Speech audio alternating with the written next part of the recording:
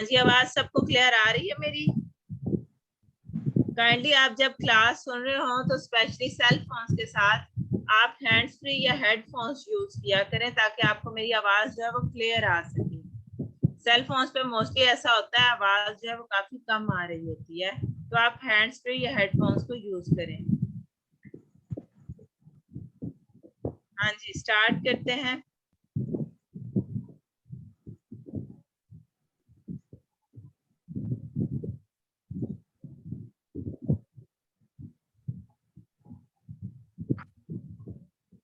हाँ जी, अब हम आते हैं, जब हमने लिखना सीख लिया है, कुछ हद तक हमने चीजों को देखा है, उसके बाद हम जो है वो आएंगे ग्रामेटिकल मिस्टेक्स पर। क्योंकि हम सब जानते हैं हम पाकिस्तानी हैं और जो हम हैं उन्हें नेटिव इंग्लिश नहीं आती।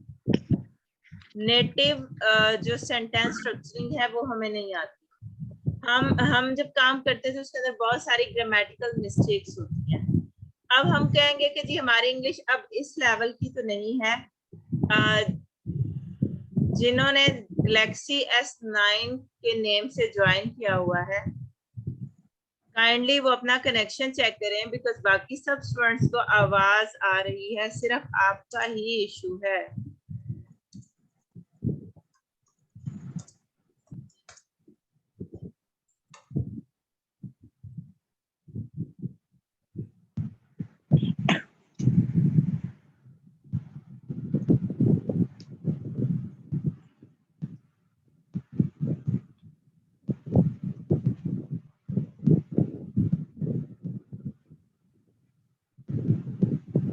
अगर किसी एक आध स्टूडेंट को आवाज नहीं आती तो वो काइंडली कोशिश किया करें कि डिस्कनेक्ट करके दोबारा से रीज्वाइन कर दिया करें, तो वो ज्यादा इजी हो जाएगा।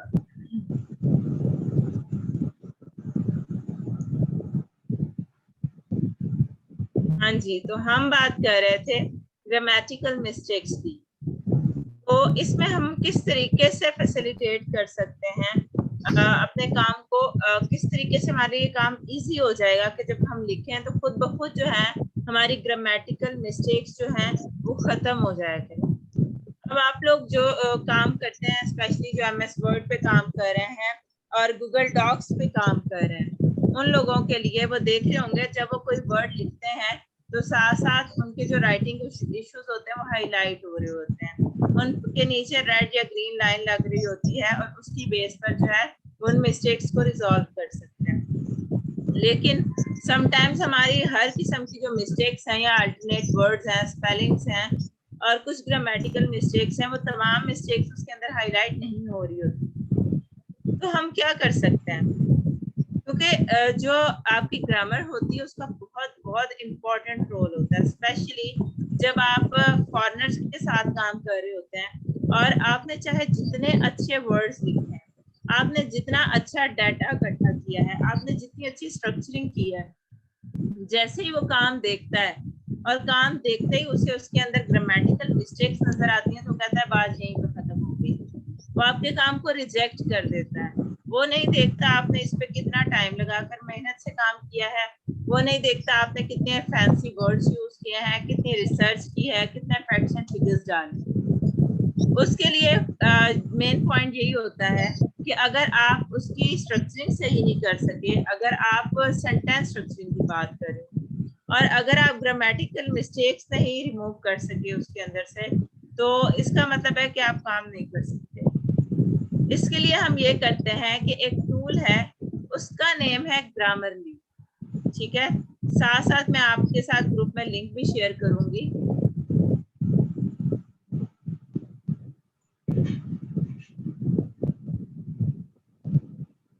ये है हमारे पास टूल ग्रामरली। ये क्या काम करता है, जब भी हम अपना लिखा हुआ काम इसके अंदर पेस्ट करते हैं तो ये क्या करता है, उसके अंदर जितनी राइटिंग मिस्टेक्स होती हैं वो निकाल देता है। फॉर एग्जाम्पल, यहाँ पे मैं आती हूँ और कोई भी जो डॉक्यूमेंट है वो मैं अपलोड करती हूँ।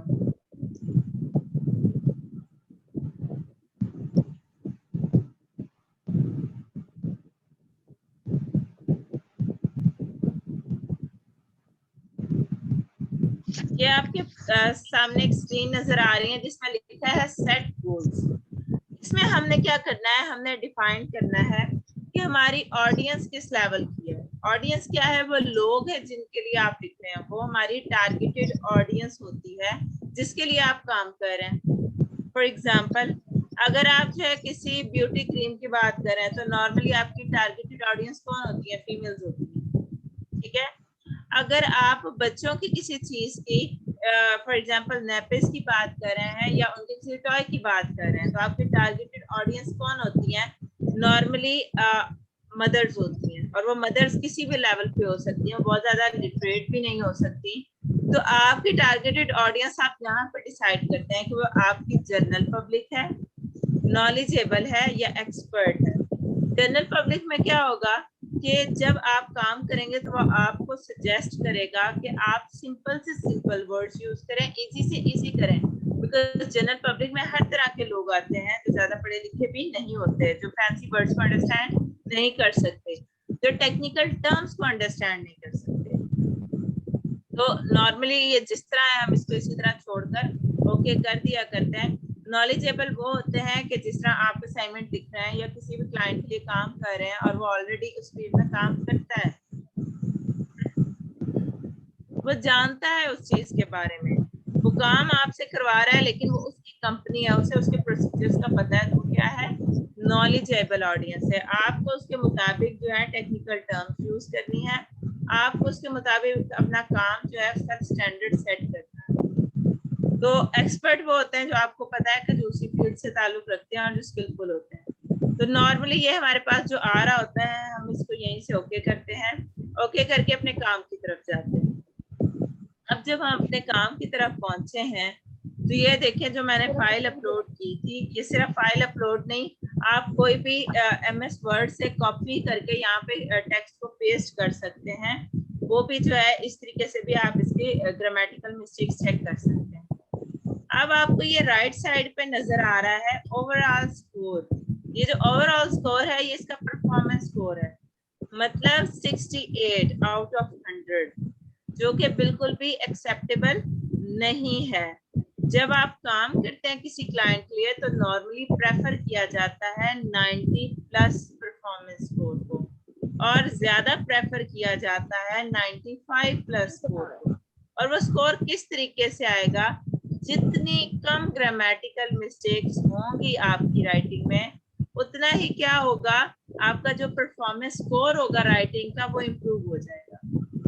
ये नीचे आपको नजर आ रहा है करेक्टनेस, नीचे लिखा है 51 अलर्ट्स। ये 51 क्या है, ग्रामेटिकल मिस्टेक्स हैं इस फाइल के अंदर, जो फाइल मैंने यहाँ पर अपलोड की है, ठीक है। अगर मैं इसको स्क्रॉल डाउन करके देखूं तो आप देख सकते हैं ये जो नीचे रेड अंडरलाइन है ये सारी क्या है, ग्रामेटिकल मिस्टेक्स है। अब आप कहेंगे मुझे कैसे पता मैंने इसकी जगह पे क्या लिखना है, तो उसका आंसर ये है कि जब आप इसके ऊपर लाकर क्लिक करेंगे तो क्लिक करते ही आप राइट साइड पे देखेंगे उसने आपको सजेशन दे दी है कि आपने इससे पहले द की जगह ए लगाना, ठीक है, ए कंस्ट्रक्शन। आप ए कंस्ट्रक्शन पे जब क्लिक करेंगे तो वो खुद ब खुद ऑटो करेक्ट हो जाएगी, है। फिर इसी तरीके से जितनी मिस्टेक्स हैं आप उन पे क्लिक करते जाएं और जो जो आपको सजेस्ट कर रहा है आप उसको जो है ओके करते जाएंगे। तो इस तरह साथ साथ क्या होता जाएगा, आपकी मिस्टेक्स जो है एलिमिनेट होती जाएंगी। यहाँ पर आपके जहाँ 51 अलर्ट्स थे आप देख सकते हैं 47 अलर्ट्स हैं और परफॉर्मेंस स्कोर कहाँ पे पहुंच गया, 70 पे पहुंच गया।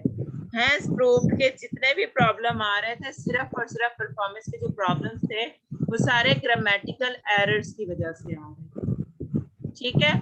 अब हम इसी तरह इसको स्क्रॉल डाउन करते जाएंगे और ये जितनी रेड लाइंस इन पर क्लिक करके और इन सारी मिस्टेक्स को ठीक करते जाएंगे। एट द एंड जब आपके पास बिल्कुल क्लियर आर्टिकल होगा जिसमें 0 अलर्ट्स होंगे तब आपका जो स्कोर होगा परफॉर्मेंस का वो 90 प्लस में आ जाएगा, ठीक है। सिर्फ इसको टक टक करके जो है आपने सही नहीं करते जाना, इससे सीखना है, इससे आपकी जो ग्रामर है वो भी इम्प्रूव होगी। मेरी बहुत ज्यादा इम्प्रूव हुई है। स्टार्ट में मैं इतनी मिस्टेक्स करती थी, फिर आहिस्ता आहिस्ता जब मैं उनको सेट करती थी तो मुझे पता चलता रहा कि ये चीज होती है। अब मैं जब लिख रही होती हूँ तो ऑटोमेटिकली मैं उसी ग्रामर के अकॉर्डिंग काम कर रही होती हूँ और मेरे नंबर ऑफ अलर्ट जो होते हैं वो बहुत कम होते हैं। कैसे सीखना है, कहाँ से पता चलेगा? ये आपको एक वर्ड नजर आ रहा है, बेड लिखा हुआ। मैं जब इस बेड पे क्लिक करूंगी और इसने मुझे सजेशन दिया, तो सजेशन से नीचे आपको यहाँ पर लर्न मोर का बटन नजर आ रहा है। ठीक है, तो हम क्या करते हैं, इस लर्न मोर पर जाते हैं और लर्न मोर पर जाएंगे तो नीचे वो आपको सारी की सारी डिटेल्स दे देगा कि मैं इस चीज को क्यों गलत समझता हूँ और अगर ये गलत है तो इसका सही आंसर क्या है। ठीक है, फॉर एग्जाम्पल अब उसने आपको काफी सारे सेंटेंसेस की एग्जाम्पल दी है और उससे बताया है कि क्या क्या मिस्टेक्स है जो नॉर्मली होती हैं, सेंटेंस स्ट्रक्चर किस टाइप का होता है। ये इसकी पूरी तफसील आप जो है बैठ कर पढ़ लेंगे, एक एक भी चीज सीखना शुरू करेंगे तो आहिस्ता आहिस्ता जो है आप इसको इम्प्रूव कर लेंगे। इसकी वजह से आपकी इंग्लिश बहुत ज्यादा इम्प्रूव हो जाएगी, आपकी राइटिंग जो है वो बहुत ज्यादा इम्प्रूव हो जाएगी। ठीक है, उसके बाद क्या है, जो लोग ग्रामरली यूज कर रहे हैं, वेल एंड गुड।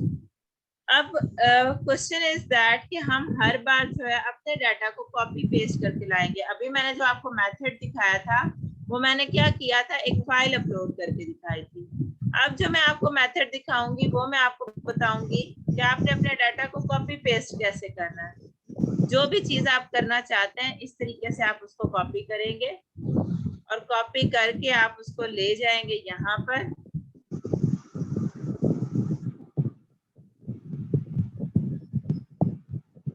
यहाँ पर न्यू डॉक्यूमेंट पे क्लिक करेंगे।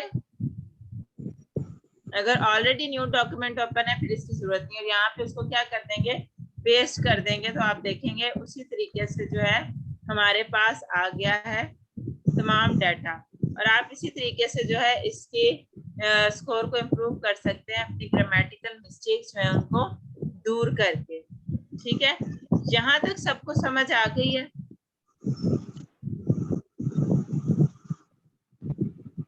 जल्दी से रिस्पॉन्ड करके मुझे गो अहेड दे दिया करें। किसी को कोई क्वेश्चन हो तो साथ साथ स्टेप बाय स्टेप करते रहा करें, उससे आपके लिए हर चीज समझना इजी हो जाएगी।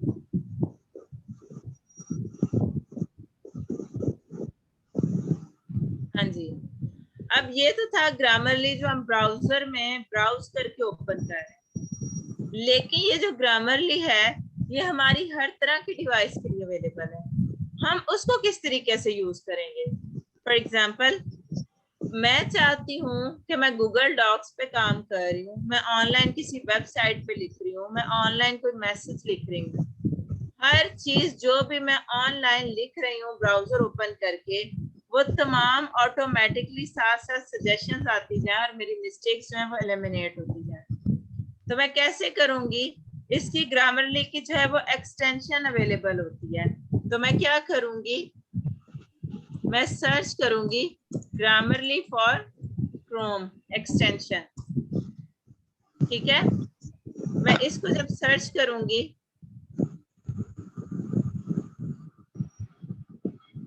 बल्कि आप ग्रामरली की अगर ऑफिशियल साइट ओपन करें तो इसके पेज के एंड पे भी तमाम प्रोडक्ट्स आ रही होती है ग्रामरली की, जहां जहां पर हम इसको यूज कर सकते हैं।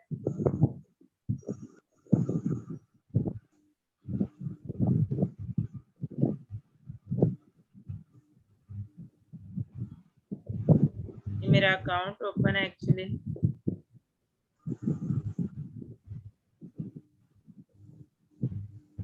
ये देखें,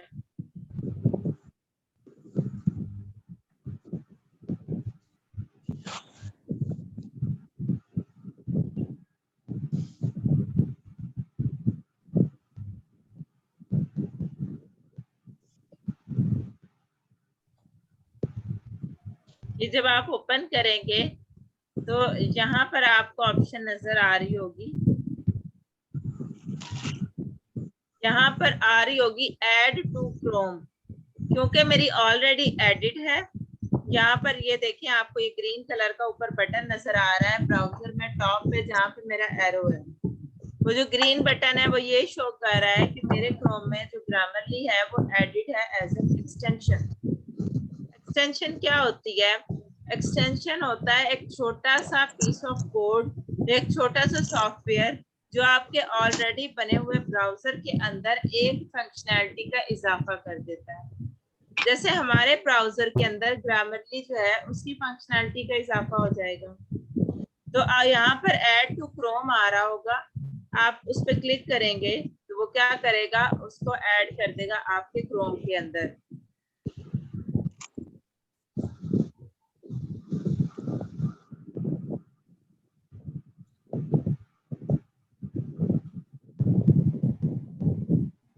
हाँ जी, यहाँ से हम क्या करेंगे, ग्रामरली क्रोम में ऐड कर देंगे। उसका ये फायदा होगा कि अगर मैं गूगल डॉक्स पे काम कर रही हूँ, स्पेशली आज एक स्टूडेंट ने किसी और सॉफ्टवेयर पे काम किया हुआ था, अगर आपकी विंडोज के अंदर MS वर्ड नहीं चल रहा तो ऑनलाइन गूगल डॉक्स अवेलेबल है।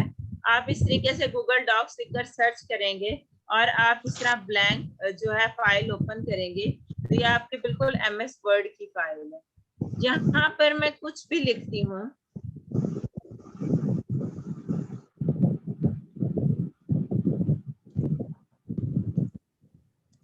अब देखिए मैंने इसके अंदर मिस्टेक करूंगी और वो साथ साथ जो है इसको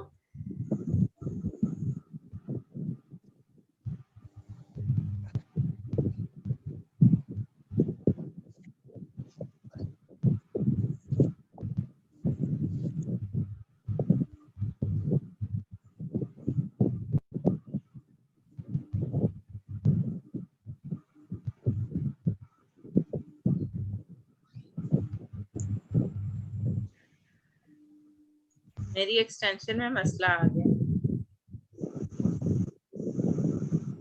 चले मैं आपको ये रिमूव करके दोबारा ऐड करके दिखा देती हूँ कि किस तरीके से ऐड होती है, ताकि मेरी भी एक्सटेंशन अपडेट हो जाएगी और आप लोगों के लिए भी इजी हो जाएगा।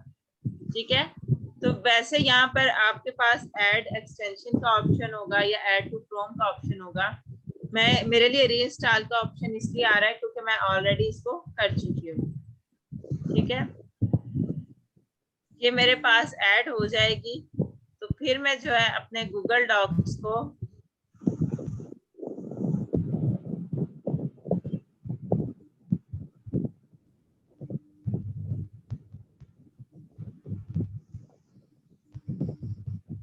ये देखिए मैंने इसके अंदर एक मिस्टेक की थी, मैंने इसकी जगह R लिखा था।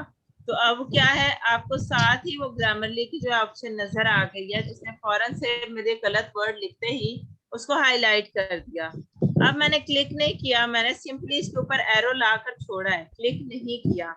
हॉवर करने पे ही सिंपली इसने क्या किया है कि मुझे बता दिया कि मेरी क्या मिस्टेक है। मैंने इस पर क्लिक किया तो इसने साथ ही उस मिस्टेक को करेक्ट करके जो है वो सेव कर दिया।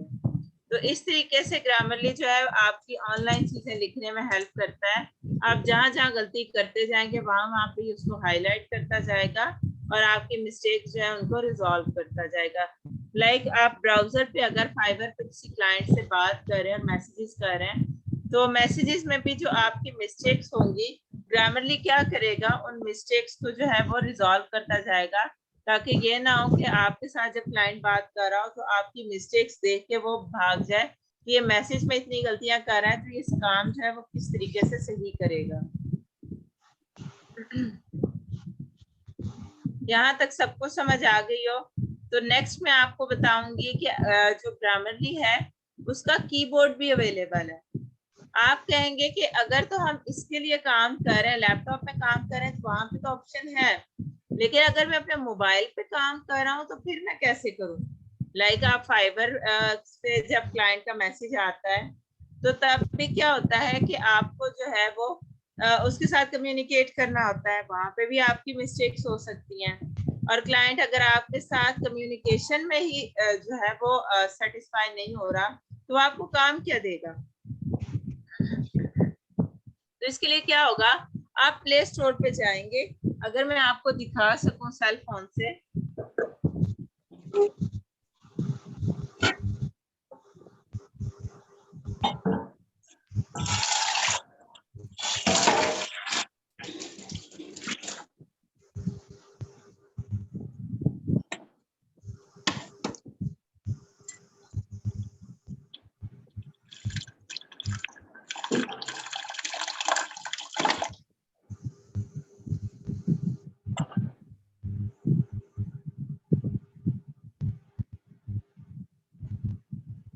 आप क्या करेंगे कि आप जाएंगे प्ले स्टोर पे और प्ले स्टोर पे आप सर्च करेंगे ग्रामरली लिखकर।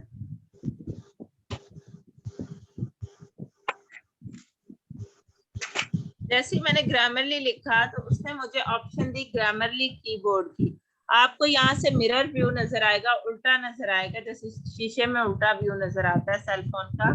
लेकिन अगर आप इसको पढ़ सके तो मैंने लिखा था ग्रामरली कीबोर्ड और इसने आज सामने मुझे ये ऑप्शन दे दी।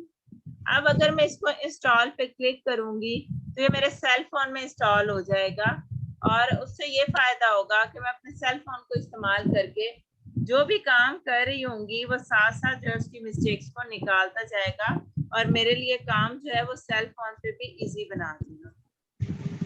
उसके अलावा अगर आपके पास MS वर्ड है और वो चल रहा है और आप चाहते हैं कि ऑफलाइन ही काम होता रहे तो जो ग्रामरली है वो MS वर्ड के लिए भी अवेलेबल है। तो आप सिंपली क्या करेंगे,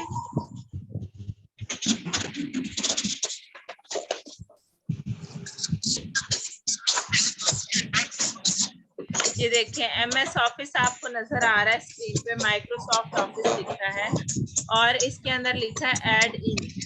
ये जो एक्सटेंशन होता है ऐड इन होता है, ऐड ऑन का वर्ड होता है, इन सब का एक ही मतलब होता है कि किसी सॉफ्टवेयर या एप्लीकेशन के अंदर हमने किसी चीज की मजीद फंक्शनैलिटी अगर डालनी है, ऐड करनी है, तो हम क्या करते हैं, उसको ऐड ऑन कहते हैं या एक्सटेंशन कहते हैं। तो सिंपली आप यहाँ पर क्या कर सकते हैं,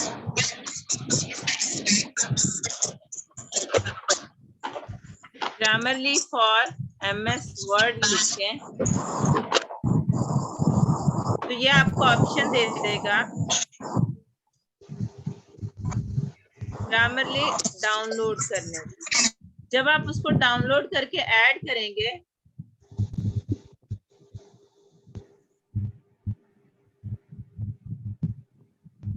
आवाज में डिस्टॉर्शन आ रही है आपको,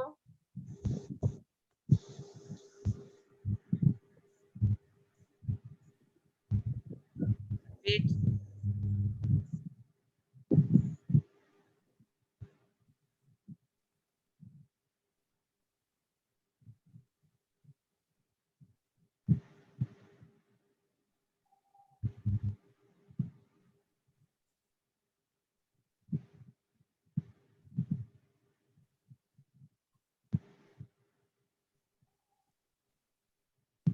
हाँ जी काइंडली अब चेक कीजिएगा जी, काइंडली अपने माइक्स म्यूट कर लिया करें। कोई भी स्टूडेंट जो है अपना माइक ओपन ना छोड़ा करो, उसकी वजह से क्लास में जो है वो काफी डिस्टरबेंस होती है।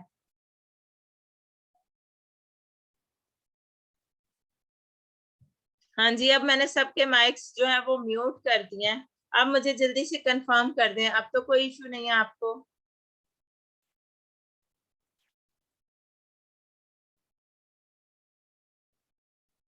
ठीक हो गया। हाँ जी, तो मैं आपको बता रही थी कि आप जो है सिंपली अब क्या करेंगे,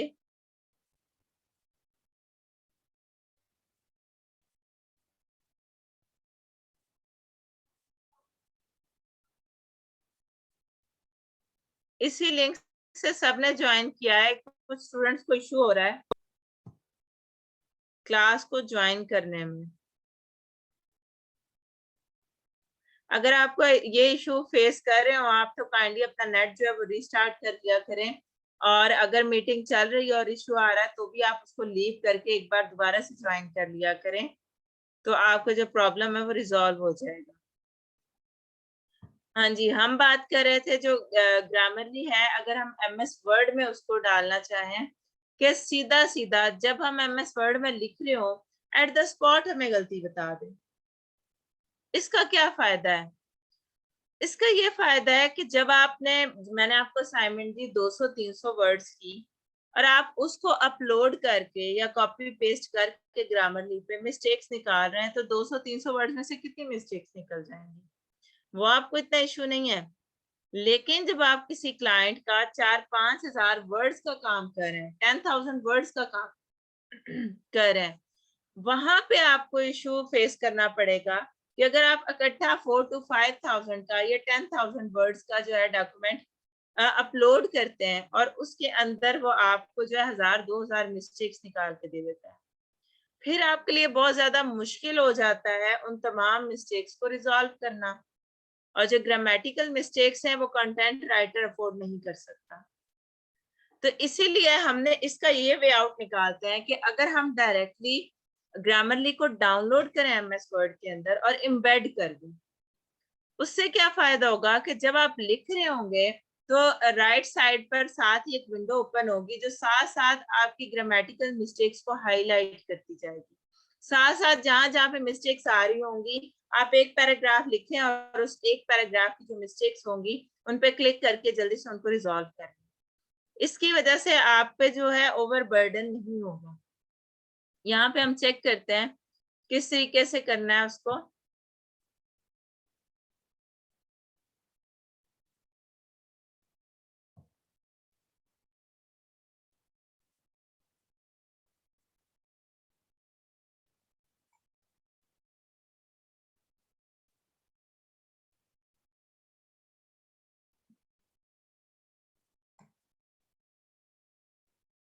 ये देखें सॉफ्ट टॉनिक पे अवेलेबल है, download Grammarly for Microsoft office. आप ये फ्री डाउनलोड पे क्लिक करेंगे। जब ये डाउनलोड होगा तो आपके सामने जिस तरह आप बाकी सॉफ्टवेयर इंस्टॉल करते हैं उसकी ऑप्शन आएगी। मैं आपको परफॉर्म करके स्क्रीन दिखा सकती बिकॉज मैं जो है वो करंटली यूज नहीं कर रही एमएस वर्ड, मैं WPS ऑफिस और गूगल डॉक्स को यूज कर रही हूँ। तो सिंपली आप इस पे क्लिक करके इसको डाउनलोड करेंगे। जब इस तरीके से आप क्लिक करेंगे तो आपकी जो डाउनलोडिंग है वो स्टार्ट हो जाएगी।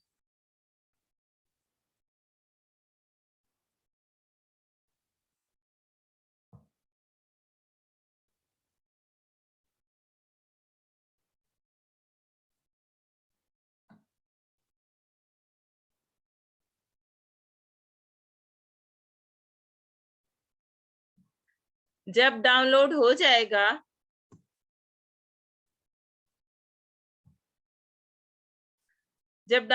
जाएगा तो उससे ये फायदा होगा आपको कि आप उस पे उसी तरीके से जिस तरह आप नॉर्मल सॉफ्टवेयर को इंस्टॉल करते हैं आप उस पर क्लिक करके उसको इंस्टॉल करेंगे, वो ऑप्शन देगा और वो जो एड ऑन है वो एम्बेड हो जाएगा आपके एमएस ऑफिस में और आपके लिए बहुत ईजी हो जाएगा कि इस तरीके से जब आप उसको ओपन करेंगे किसी भी काम को तो यहाँ पर राइट साइड पे एक विंडो बन जाएगी, साथ साथ आपकी जो ग्रामेटिकल मिस्टेक्स हैं उनको रिजॉल्व करती जाएगी।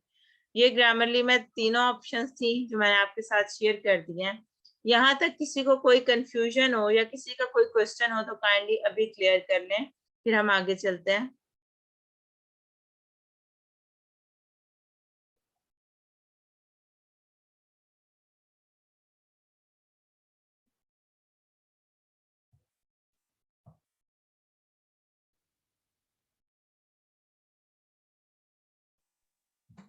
मुझे ये पूछना था कि ये फ्री है ग्रामरली का टूल जो है?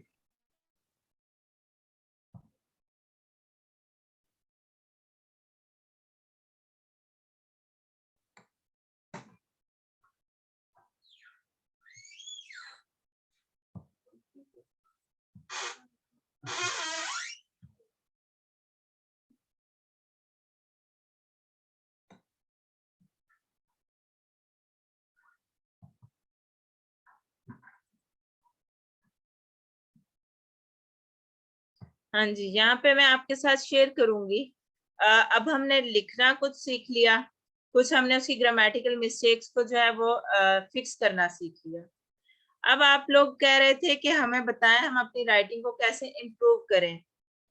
जी, गूगल डॉक्स जो है वो क्रोम में भी ओपन होगा, मोजिला फायरफॉक्स है, आपके पास कुछ भी है, कोई भी ब्राउजर है, आप उस ब्राउजर को जो है वो जब भी ओपन करेंगे तो आप गूगल डॉक्स लिखकर सर्च करेंगे और उसको सर्च करते ही आपके पास ऑप्शन आ जाएगी और आप ब्लैंक डॉक्यूमेंट ओपन करेंगे और उसके अंदर आप राइटिंग स्टार्ट कर सकते हैं।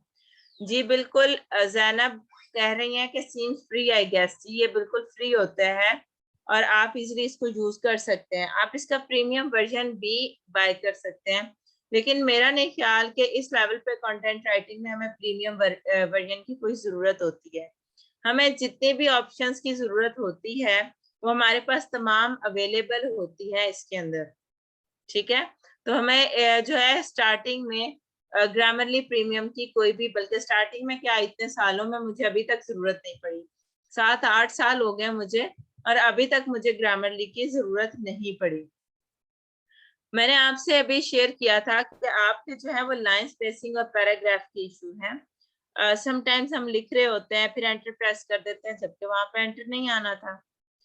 आपने पैराग्राफ में बात कंप्लीट नहीं की और नेक्स्ट पैराग्राफ पे चले गए और बाकी की आधी बात आप वहां पे कर रहे हैं, तो ये भी एक बैड इम्पैक्ट होता है। ठीक है, ये फॉर्मेटिंग होती है। फॉर्मेटिंग इश्यूज जो हैं उनको रिजॉल्व करें, उन पे काम करें। इसका आप कहेंगे कि मैं किस तरीके से सीखूं? डेली बेसिस पे असाइनमेंट करें। मैं तो रोज इसी तरह आपको सर खाऊंगी, काम करें, करके लाएं, दिखाएं। और जब आप रोज लिखेंगे, डेली बेसिस पे लिखेंगे, तो आहिस्ता आहिस्ता आप इससे बहुत ज्यादा सीख जाएंगे। मैं जैसे जैसे लिखती गई हूँ, आहिस्ता आहिस्ता मैंने बहुत ज्यादा लर्न किया है। ठीक है, लर्न करने की इंतहा ये है कि मैं एक ऐसी फील्ड में काम कर रही हूँ जिस फील्ड को मैंने पढ़ा ही नहीं, जो फील्ड पाकिस्तान में काफी कम है। हमें as a subject, minor subject, किसी किसी एमबीए में या एमएससी में प्रोजेक्ट मैनेजमेंट पढ़ाई जाती है, बिल्कुल स्टार्टिंग कॉन्सेप्ट थोड़े से, सिखाई नहीं जाती। पाकिस्तान में यूनिवर्सिटीज में बहुत कम जो है प्रोजेक्ट मैनेजमेंट सिखाई जाती है। Professional certification PMP professional project management है, वो ऐसे होता है कि वो 2-2.5 लाख का टेस्ट होता है, जिसे देकर आप प्रोजेक्ट मैनेजर बनते हैं। और उसके पढ़ने के लिए जो कोर्स जरूरी होता है वो भी 2-2.5 लाख का होता है। मतलब 4-5 लाख लगाकर आपने एक टेस्ट देना होता है। सिर्फ लर्निंग की वजह से जब मैं मल्टीपल टॉपिक्स पे लिखती रही, मैं जब दरमियान में ऐसी बातें आपको बताती हूँ तो ये आपका टाइम वेस्ट नहीं है, ये मेरे एक्सपीरियंसेस हैं। मैंने खप के रगड़े खा के सीखी हैं। आप लोगों को मैं अगर साथ साथ बताती जाऊंगी, आप मोटिवेट भी होंगे और आप उन चीजों का ख्याल भी रखेंगे। अगर मैं अपना थोड़ा सा बताऊं तो मैंने स्टार्ट किया था वेब डेवलपमेंट से, बिकॉज जो मेरी थी स्पेशलाइजेशन थी वो वेब इंजीनियरिंग में थी। वेब डेवलपमेंट में काम किया तो मैंने काफी ज्यादा इसमें टफ टाइम फेस किया, बिकॉज क्लाइंट्स की जो रिक्वायरमेंट्स होती थी वो कॉन्टिन्यूसली चेंज होती रहती थी। उन्हें कभी मेन्यू नहीं पसंद आ रहा, कभी कलर नहीं पसंद आ रहा, कभी फोन नहीं पसंद आ रहा, ये इमेजेस राइट कर दें, ये इमेज लेफ्ट कर दें वेबसाइट डेवलपमेंट में थ्रू कोडिंग। अच्छा खासा टाइम जो है वो लगता था और काफी मायूसी भी हो जाती थी कि इतना ज्यादा मेहनत करके कोई $150 का वो प्रोजेक्ट ऑर्डर प्लेस करते थे और $500 का काम करवा लेते थे। ठीक है, तो उस पे मैंने काफी काम किया। उसके बाद मैंने सोचा कि मैं थोड़ा सा इजी चीज पे स्विच करना चाहिए, मैं वर्डप्रेस पे आ गई। फिर मैंने वर्डप्रेस पे काफी काम किया। फिर इसी तरीके से आगे ही मैंने सोचा अमेज़न में देखते हैं। अमेज़न मैंने सीखा, लेकिन मुझे मेरा उसमें इंटरेस्ट नहीं डेवलप हुआ। अमेज़न मैंने कोर्स किया, सीखा, समझा सारा कुछ, इंटरेस्ट नहीं डेवलप हुआ। और आप तब तक कंटेंट राइटिंग की फील्ड नहीं सिलेक्ट कर सकते जब तक आपको ये ना पता हो आपका इंटरेस्ट क्या है। फिर मैंने राइटिंग स्टार्ट की। अब यकीन करें, जब मुझे ग्रामरली का नहीं पता था, मुझे नहीं पता था ऐसे भी होता है। पीपल पर आवर पे जब मैंने अपना फर्स्ट प्रोजेक्ट किया और मैंने उसको डिलीवर किया, मेरा काम बहुत अच्छा था, लेकिन उसमें ग्रामेटिकल मिस्टेक्स थी। क्लाइंट ने जब देखा है तो उसने मुझसे पहली बात ये की कि आपने इसमें से ग्रामेटिकल मिस्टेक्स को एलिमिनेट ही नहीं किया, बात यहीं पे खत्म हो जाती है।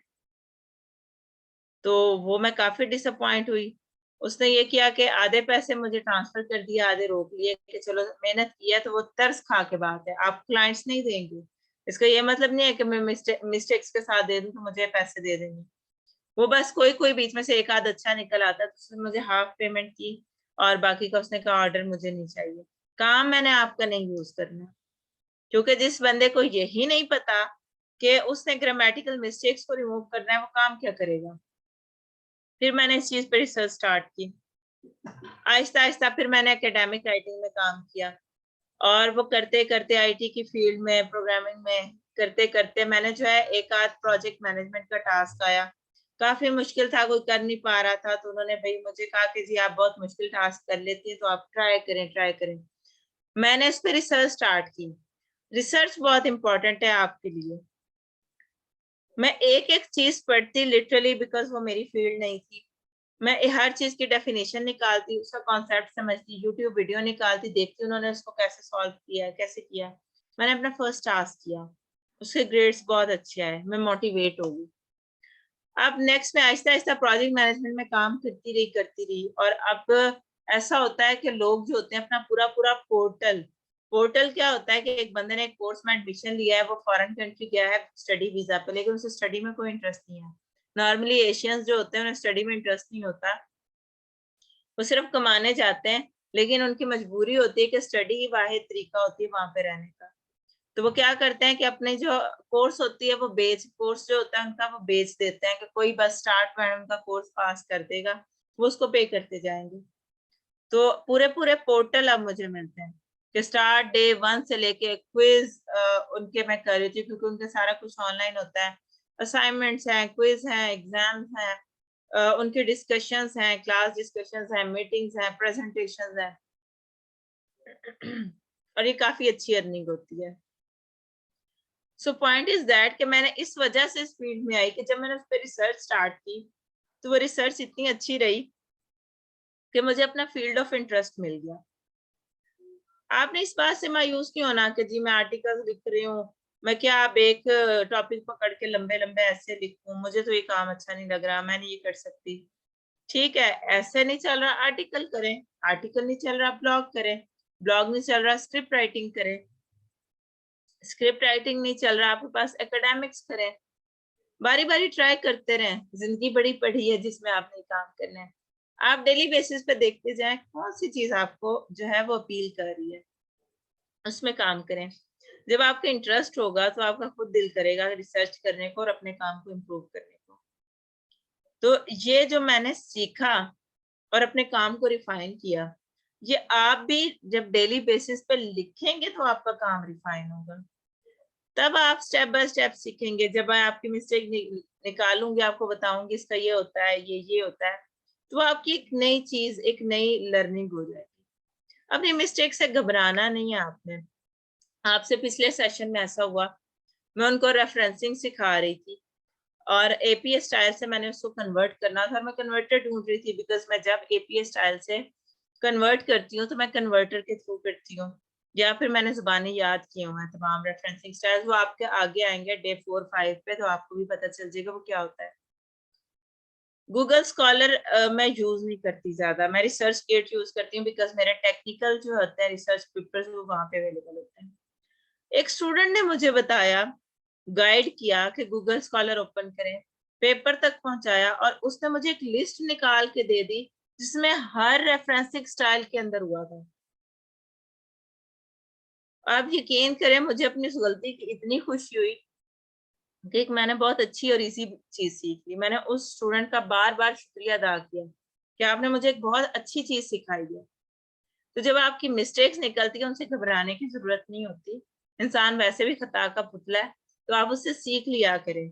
ठीक है, उसके अलावा नेक्स्ट चीज है लॉन्ग सेंटेंसेस आर डिस्करेज्ड। बात को बहुत लंबा नहीं करना, बात लंबी कर सकते हैं पैराग्राफ्स में, शॉर्ट सेंटेंसेस में। ठीक है, हम क्यों लॉन्ग सेंटेंसेस को डिस्करेज करते हैं?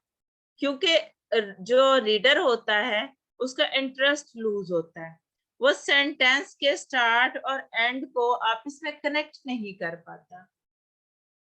जैसे आप मुझे कोई बात बताने आए, आपने बड़ी लंबी कर दी है, आप कहते हैं मैं आपको एक ब्रेकिंग न्यूज दूं, वो उधर गया, ऐसे हुआ, ऐसे हुआ। अब आपने उससे पहले लंबी बात की, मुझे समझ ही नहीं आएगा कि इन सब में से न्यूज क्या थी। तो जब मुझे नहीं समझ आएगा तो मैं डेफिनेटली कहूंगी कि बस करो, मुझे नहीं सुननी। बिल्कुल इसी तरह जब रीडर होगा, वो देखेगा कि आपने कहाँ से सेंटेंस शुरू किया और उसमें 4 बातें कर दी और फुल स्टॉप ही नहीं आ रहा, तो वो कहेगा कि ये तो बड़ी एक बैड अप्रोच है। मुझे बात को समझने के लिए 2-3-4 बार उस सेंटेंस को पढ़ना पड़ेगा ताकि मैं उसका मतलब समझ पाऊं, मैं उसको इंटरप्रेट कर पाऊं। ठीक है, तो लॉन्ग सेंटेंसेस जो होते हैं उनको अवॉइड करें, शॉर्ट सेंटेंसेस, एक बात एक सेंटेंस, अगली बात अगला सेंटेंस। अगर एक बात लंबी है तो उसको डिवाइड कर दें सेंटेंसेस के अंदर। ठीक है, लॉन्ग सेंटेंसेस को यूज मत करें। और एक जो हम लिखते हुए इशू करते हैं नॉर्मली ए और एन के यूज में करते हैं, पाकिस्तानी है ना, कुछ हमने हमेशा बचपन से पढ़ा है, AEIOU वॉवल है, लेकिन वो वॉवल अल्फाबेट्स नहीं है, वॉवल साउंड्स हैं। ठीक है, इस बात पे फोकस करें, वॉवल अल्फाबेट्स नहीं है। अब देखिए कि जब हम कहते हैं वॉवल साउंड, उसका मतलब है कि वो वर्ड जिनको हम बोलें तो उनकी आवाज स्टार्ट से ऐसी हो, उनका साउंड ऐसा हो कि वो AEIOU में से कुछ हो, जिस तरह हम इनको प्रोनाउंस करते हैं। ये जरूरी नहीं है कि वो शुरू यू से हो रहा है तो हमने एन लगाना नहीं लगाना। फॉर एग्जाम्पल यूनिक एक वर्ड है, यूनिक यू से शुरू हो रहा है। अब जिसको भी AEIOU का पता है वो कहेगा क्योंकि ये यू से शुरू हो रहा है तो मैंने एन यूनिक लिखना है। नो, उसका साउंड यू जो है, उसका साउंड वो नहीं बन रहा जो हमारे पास वॉवल का साउंड बनता है, तो हम उसको आ यूनिक अप्रोच करेंगे, एन यूनिक अप्रोच नहीं करेंगे। तो जब लिख रहे हो तो इन चीजों का खास ख्याल रखा करें। वैसे तो ग्रामरली आपको फौरन फौरन बता देगा कि आप इसको ये कर लें, बट जहाँ पे ग्रामरली अवेलेबल नहीं है, या आपकी लर्निंग का पॉइंट था, वहां पर आप इस चीज पे ज्यादा फोकस किया करें। अच्छा, प्लेजरिज्म के टॉपिक पे मैं आज नहीं जाना चाह रही कि आपके लिए जो है वो डिफिकल्ट ना हो जाए थोड़ा सा। मैं चाह रही थी आज आपको मैं दूसरी चीजें सिखाऊं।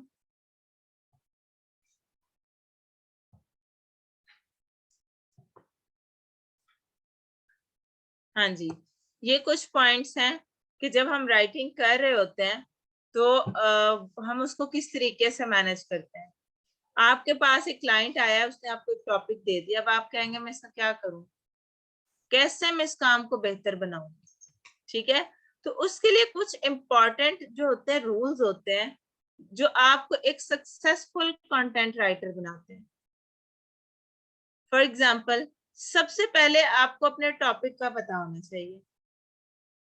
अब मैं IT की हूँ और कोई आकर मुझे कोई बायोटेक्नोलॉजी का टॉपिक दे दे और कहे कि उस पर मैं रिसर्च कर दूं, मेरे लिए पॉसिबल नहीं है। लेकिन इस खुशी में कि ये बंदा मुझे $100 दे रहा है, मैं जबरदस्ती उस काम को पकड़ के बैठ जाऊं कि $100 ना जाए, नहीं। अपने इमेज को कभी भी थोड़े पैसों के लिए दांव पे नहीं लगाना, क्योंकि वो आपके पास शॉर्ट टर्म के लिए पैसे आ जाएंगे, आपके लॉन्ग टर्म के पैसे वेस्ट हो जाएंगे, आपकी प्रोफाइल, आपका इमेज स्पॉइल हो जाएगा। काम सिर्फ वो करें जो आपको यकीन हो कि आप कर सकते हैं, जो आपकी फील्ड से रेलेवेंट है, जो आपका फील्ड ऑफ इंटरेस्ट है। तो सबसे मोस्ट इम्पोर्टेंट क्या है, नो योर टॉपिक। आपको अपने टॉपिक का पता हो और आपको पता हो कि मैंने टॉपिक पे सिर्फ ऐसे नहीं लिखना। रिक्वायरमेंट्स क्या है, क्लाइंट से हमेशा पूछें कि आप अपने रिक्वायरमेंट्स शेयर करें। अगर वो जैसे मैंने कल कह दिया आपसे एसईओ पे लिखें, एसईओ इतना बड़ा टॉपिक है कि उसकी डेफिनेशन से लेकर उसकी technique, tools, each and everything उसके अंदर आती है। लेकिन आप लोगों में से किसी ने ये क्वेश्चन नहीं किया कि लिखना क्या है। एसईओ तो बहुत बड़ा टॉपिक है। स्पेसिफिकेशंस, सिर्फ टॉपिक लेकर मत बैठ जाएं, आप जो है उठाकर उसकी टाइप्स लिखकर चले जाएं और वो आपसे उसकी टूल्स की बात, उसकी कैरेक्टरिस्टिक्स की बात करना चाह रहा हो, वो आपका काम एक्सेप्ट नहीं करेगा। तो कभी भी कोई भी चीज एम्बिगस ना छोड़ें, हर चीज में क्लैरिटी लेकर आए। क्लाइंट से एक बार पूछें, उसके बाद उसको खुद वो बातें रिवाइज करें। आपने ये कहा, ये कहा, ये कहा, ये आपकी रिक्वायरमेंट्स हैं, अगर आप ओके करते हैं तो मैं काम स्टार्ट करूं। उससे ये फायदा होगा कि जब आप एक मैसेज में उससे सारी चीजें जो है वो क्रॉस चेक करवा लेंगे, तो कल को जब आप काम करके देते हैं उसमें कोई प्रॉब्लम नहीं क्रिएट कर सकता। अगर कोई प्रॉब्लम क्रिएट करता है, फाइवर के पास इशू जाता है, तो आपका वो मैसेज ही आपका प्रूफ होगा। फिर फाइवर उससे हर हाल में आपको पैसे लेके देगा, क्योंकि तुमने ये बात की थी तो इसलिए इसने ये काम किया है। ठीक है, तो अपनी रिक्वायरमेंट्स को क्लियर करें, रिसर्च करें। जो काम करना है मैं आपको बताती हूँ, मोस्ट इम्पॉर्टेंट है, उस चीज के डाटा को रिसर्च करें, उस पर बेहतर से बेहतरीन जो है वो डाटा ढूंढें। Stand out from the rest.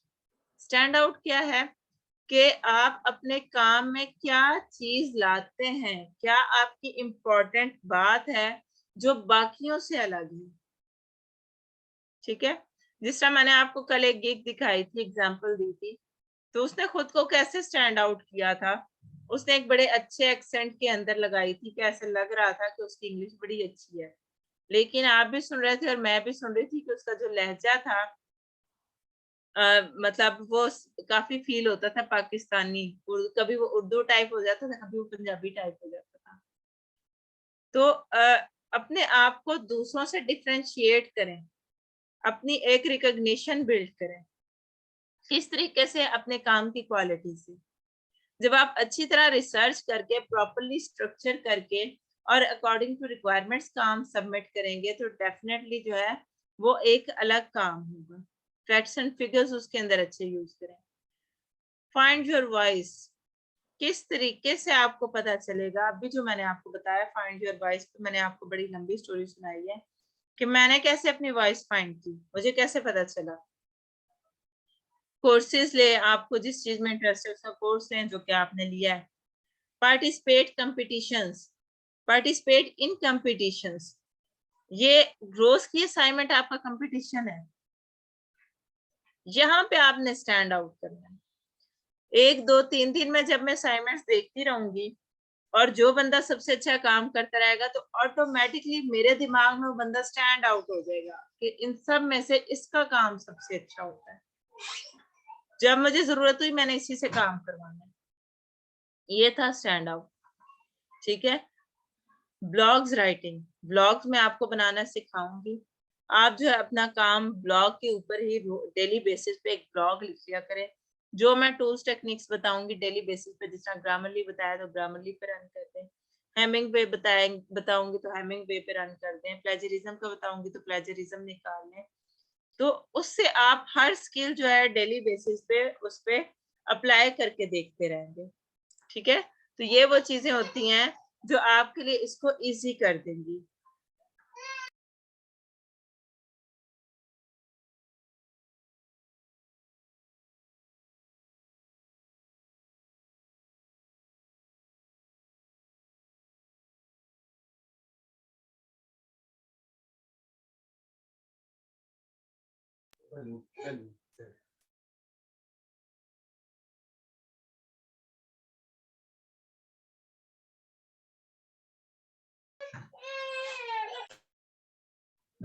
हाँ जी, उसके बाद है नो योर ऑडियंस। आपको पता होना चाहिए आप लिख किसके लिए रहे हैं। जैसे मैंने आपको बताया था, अगर मैं एकेडमिक काम कर रही हूँ और मैं कॉलेज लेवल के स्टूडेंट ने मुझे वो काम दिया है, तो डेफिनेटली मेरी जो टारगेटेड ऑडियंस होगी वो कॉलेज जो प्रोफेसर होंगे और कॉलेज लेवल के स्टूडेंट्स होंगे। तो मैंने जब लिखना है तो मैंने इस बात का ख्याल रखना है कि मैंने बहुत सिंप्लीफाई भी नहीं करना चीज को कि वो उसका ग्रेड लो ना हो जाए, और मैंने बहुत ज्यादा उस चीज को कॉम्प्लेक्स भी नहीं बनाना। तो अपने ऑडियंस का जब हमें पता होगा तो हम उसके मुताबिक लिखेंगे। जैसे मैंने आपको एग्जांपल दी थी कि जब आप किसी प्रोडक्ट की डिस्क्रिप्शन लिख रहे होते हैं, वो प्रोडक्ट डिफाइन करती है आपकी ऑडियंस क्या है। अगर वो कोई बच्चा है तो आपकी ऑडियंस डिफरेंट है, अगर वो कोई फीमेल है तो आपकी ऑडियंस डिफरेंट है। उस ऑडियंस के अकॉर्डिंगली आपने टेक्निक्स को यूज करके उस ऑडियंस के अकॉर्डिंग लिखना है। अब आप कहेंगे हमें कैसे पता चलेगा कि हमने जो लिखा है वो किस लेवल के लिए है? इसके लिए भी टूल्स होते हैं जो हम आगे डिस्कस करेंगे। जब आप अपना डाटा उस पर पेस्ट करेंगे तो आपको फौरन से बता देगा कि आपने जो काम लिखा है ये किस लेवल के लोगों के लिए है। वो ग्रेड 6 के लिए है, 7 के लिए है, 8 के लिए है, वो कॉलेज लेवल पे है, वो यूनिवर्सिटी लेवल पे है, हाई स्कूल पे है, वो आपको क्लियरली वो चीज डिमोन्स्ट्रेट कर देगा। लर्न फ्रॉम मिस्टेक्स, अपनी मिस्टेक से सीखें और बिल्ड पोर्टफोलियो, अपना पोर्टफोलियो बनाएं। पोर्टफोलियो मैंने आपको बताया था कि क्या होता है। आप जिसमें अपना वर्किंग सैंपल जो होते हैं वो अपलोड करते हैं, जिस तरह ब्लॉग्स हैं, आप अपना प्रोफाइल बनाते हैं, लिंक्डइन है, वहां पर आप डेली बेसिस पे पोस्ट कर रहे हैं, और जब क्लाइंट कोई आता है आपसे कम्युनिकेट करता है तो आप सिर्फ उसको लिंक प्रोवाइड कर देते हैं। फेसबुक पेज बना लें, उस पर अपना काम अपलोड करें, वहां पे दिखा सकते हैं इसी तरीके से। तो आप डिफरेंट मीडियम्स को यूज करके अपना पोर्टफोलियो बिल्ड कर सकते हैं। इसका जो है बहुत पॉजिटिव इम्पैक्ट पड़ता है आपके क्लाइंट के ऊपर। Make your first impression powerful, कि जब आपके पास कोई क्लाइंट आया है, तो मैंने आपको बताया कम्युनिकेशन के लिए भी ग्रामरली कीबोर्ड बताया है कि कम्युनिकेट करते हुए भी आप उससे वो गलतियां मत करें कि उनको देख के ही वो कहे कि अगर ये मेरे से ठीक से बात भी नहीं कर सकता तो ये मुझे काम क्या करके देगा। अपना इंप्रेशन अच्छा बनाए। Be kind, be professional. Professional रहना है लेकिन फ्रेंडली रहना है। फ्रैंक नहीं होना लेकिन रूड भी नहीं होना। ठीक है, तो ये आपका फर्स्ट इंप्रेशन होता है। Use tools to eliminate your mistakes, मैंने आपको बता दिया, गूगल डॉक्स, ग्रामरली, ये सब चीजें हो गई। स्टैंडर्ड कैसे चेक करते हैं, मैं आपको एक और टूल सिखा देती हूँ कि हमें कैसे पता चलेगा कि मैं जो लिख रही हूँ किस लेवल का है। फॉर एग्जाम्पल यहाँ किसी डॉक्यूमेंट से अगर डाटा जो है वो कॉपी करके ले जाती हूँ,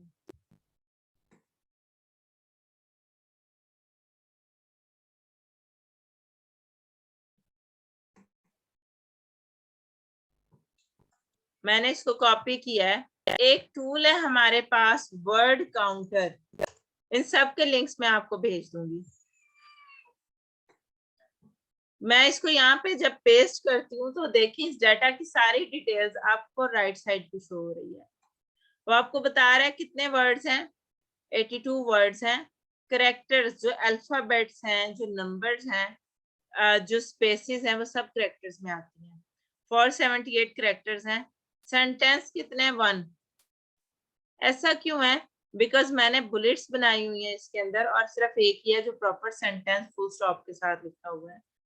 पैराग्राफ 13 वो इसलिए काउंट कर रहा है क्योंकि बुलेट्स की फॉर्म में जहां जहां आप एंटर प्रेस करते जाएंगे वो एक अलग पैराग्राफ काउंट होता जाएगा।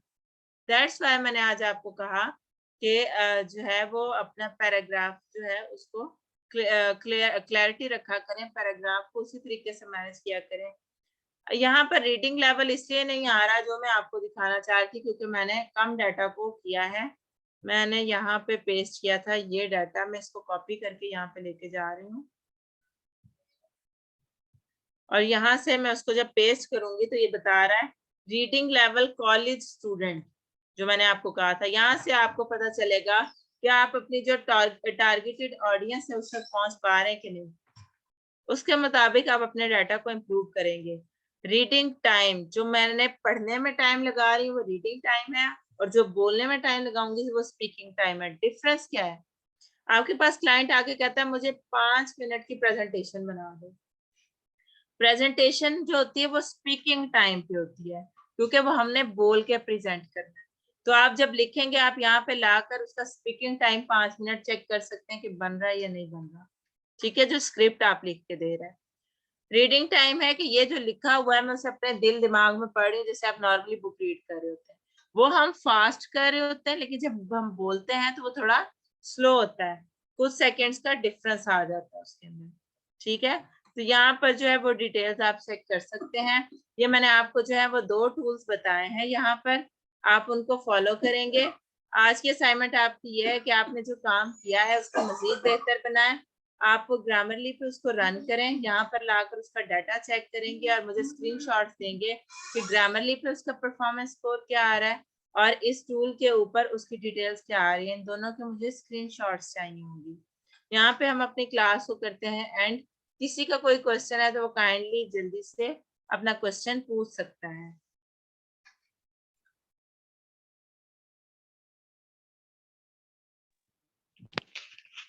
मैम ये जो वर्ड काउंटर है ये मोबाइल फोन पे काम करेगा? अपना क्वेश्चन रिपीट कीजिएगा प्लीज। मैम ये जो वर्ड काउंटर है ये मोबाइल फोन पे काम करेगा? ये जो वर्ड काउंटर है ये कोई एप्लीकेशन नहीं है, ये ब्राउजर के ऊपर आप वर्ड काउंटर लिखकर सर्च करते हैं और वहां पे आपको मिल जाता है। ये आपके टैब पे, मोबाइल पे, जहां पे भी क्रोम या कोई भी ब्राउजर है आप उस पर लिख के सर्च करेंगे और आप इजीली इसको यूज कर सकते हैं। हर किस्म की डिवाइस पे ही अवेलेबल।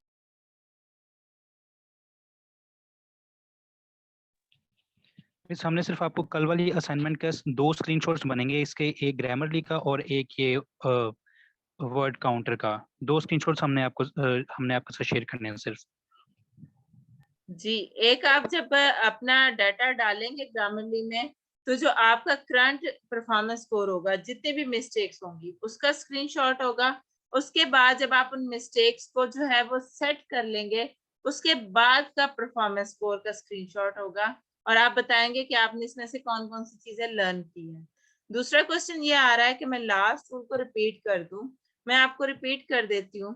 सिंपली आपने अपना डाटा लाकर इस वर्ड काउंटर में पेस्ट करना है। पेस्ट करते ही हमें कुछ भी नहीं करना। इस साइड्स पे आपको नजर आ रही है इसकी तमाम डिटेल्स, कितने वर्ड्स हैं, कैरेक्टर्स हैं, सेंटेंसेस हैं, और रीडिंग लेवल क्या है। नॉर्मली जब आप ब्लॉग लिखते हैं, आप ऐसे आर्टिकल लिख रहे हैं, तो उसका जो रीडिंग लेवल आपसे एक्सपेक्ट किया जाता है वो ग्रेड 7 ग्रेड 8 तक किया जाता है, कि कोई 7-8 पढ़ा हुआ बंदा भी जो है उसको समझ सके, क्योंकि वो आपकी जनरल ऑडियंस के लिए होता है।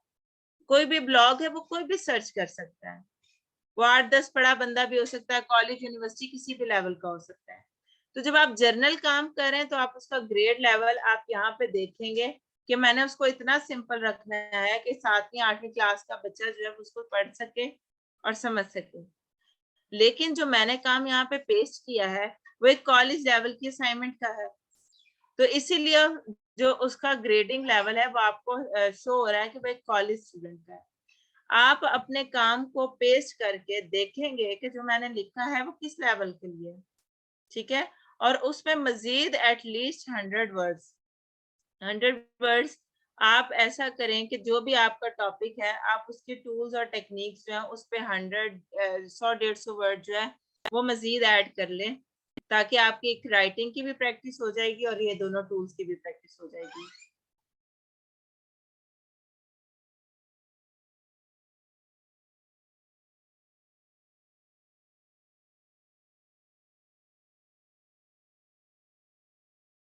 अगर आपने इसको ऑलरेडी यूज किया हुआ है, सिमाब खान को मैं रिप्लाई कर रही हूँ, तो आप उसके अंदर मजीद इम्प्रूवमेंट्स लाएं, उसके अंदर मजीद वर्ड्स ऐड करें, डाटा ऐड करें, अपनी राइटिंग प्रैक्टिस करके, और दोबारा उस पर जो ग्रामर लिया है वो अप्लाई करके उसका स्क्रीनशॉट मुझे दे सकती हैं। उसके अलावा किसी का कोई क्वेश्चन?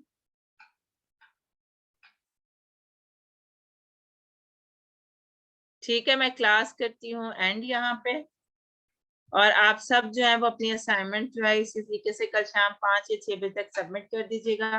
कल की क्लास जो है वो इंशाल्लाह लेट नहीं होगी, तो हम फिक्स 9 o'clock पे ही स्टार्ट करेंगे। ओके, अल्लाह हाफिज।